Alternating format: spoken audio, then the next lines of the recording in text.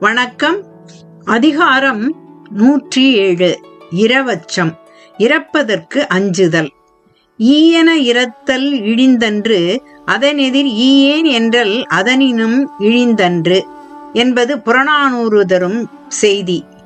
இறந்து கேட்க அச்சப்பட வேண்டும் என்பதை விவரிக்கும் அதிகாரம். குறள் எண் 1061. கரவாது உவந்து ஈயும் கண்ணன்னார் கண்ணும் இரவாமை கோடி உறும்.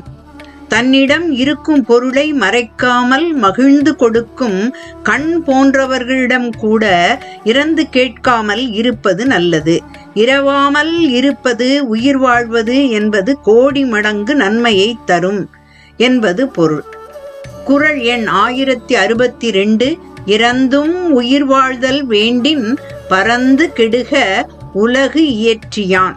பிறரிடம் இறந்து பொருள் பெற்றுத்தான் உயிர் வாழ வேண்டும் என்றால் இவ்வுலகத்தை படைத்தவன் கெட்டு அலையட்டும் என்பது வள்ளுவ அறம். குறள் எண் 1063. இன்மை இடும்பை இறந்து தீர்வாம் என்னும் வன்மையின் வன்பாட்டது இல். இன்மை பொருளின்மை ஆகிய துன்பத்தை இறந்துதான் தீர்த்துக் கொள்வேன், போக்கிக் கொள்வேன் என்னும் வன்மையை காட்டிலும் வன்மை மிக்கது இல்லை. இன்மையுற்ற போதிலும் ஒருவன் இறந்து பொருள் பெறுதல் கூடாது என்பது குறிப்பு.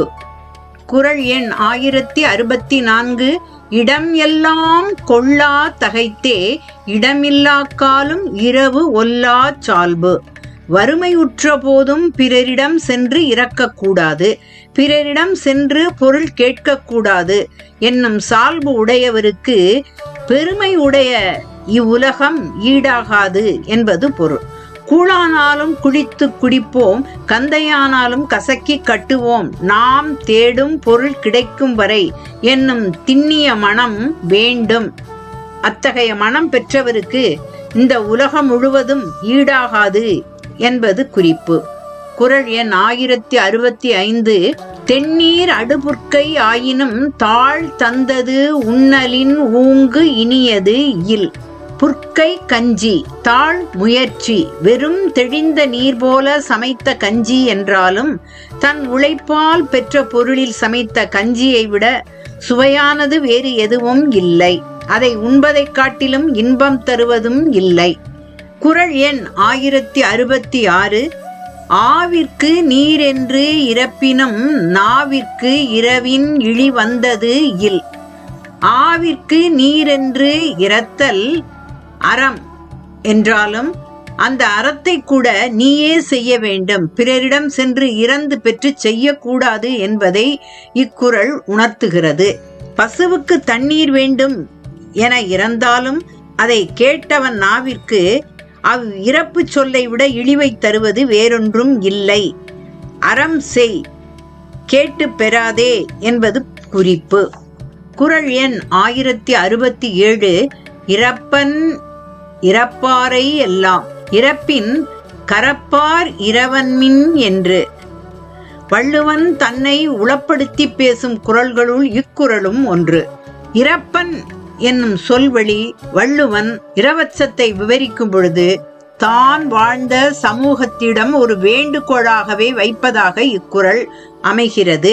இறப்பன் இறப்பாரை எல்லாம். இறப்பாரை எல்லாம் இறப்பன். இறந்து பொருள் பெறும் இரவலர் எல்லோரையும் இறந்து கேட்டுக்கொள்ளுகின்றேன்.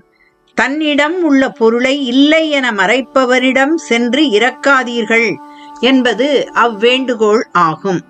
குறள் எண் 1068. இரவு என்னும் ஏமாப்பில் தோணி கரவு என்னும் பார்தாக்க பக்கு விடும்.